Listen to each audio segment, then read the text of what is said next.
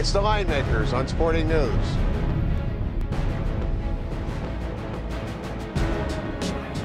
He's Ricky Herron and I'm Richie B, and we're back for College Buckets. We're back for March Madness, so we're going to talk about something he loves. He can never find them, but he loves them, and that's sleepers for the NCAA tournament. Well, and again, we need to define sleepers, so we're going to ignore the two hottest teams in the country in St. Louis and Georgetown that everybody's talking about. They're not a sleeper. We're going to look at teams that are going to be a 4 seed or lower, Rich. And I'll start with the winner of the Ohio Valley. Figures to be between Belmont and Murray State. Both of them could make a run in the NCAA. Belmont is very deep, very talented. Ian Clark's the real deal.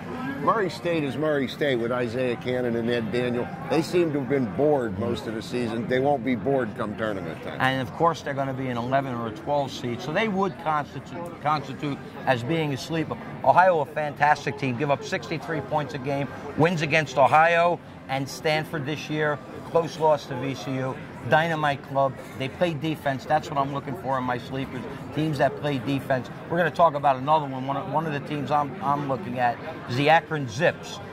Keith Cambritt's been there about 8 years.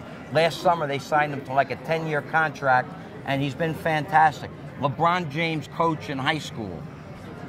Wow. LeBron James coach in high school. Wow. He's a fantastic coach. This year we're looking 23-4.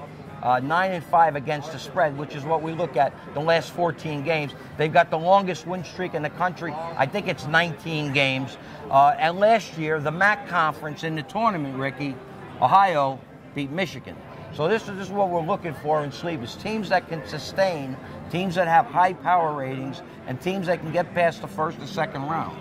And let's go back to what you said about teams that can play defense. Team everybody's forgotten about, VCU, maybe the best defensive team in the country when they get that havoc defense cranked up under Shaka Smart. They're deep, they're talented, they can flat out shoot it. Don't be surprised if you see them make another deep run in the tournament this year. When they get out of the conference, playing against teams that aren't used to that havoc defense, they're gonna wreak some havoc on the floor.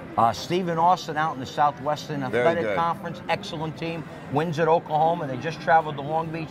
They play defense. You look at Stony Brook up in the American East, giving up 57 points a game. Tommy Brenton, I think he's got the only triple-double in college buckets this year. He's fantastic. They got 20 wins. They got to win their conference tournament to get in. They might, and if they do, watch out for them. One other team, Rich, Middle Tennessee State, 25-4 on the season. They beat Mississippi. They beat Vandy. Their losses are to Akron and Florida. 2 of their 3 losses or 4 losses.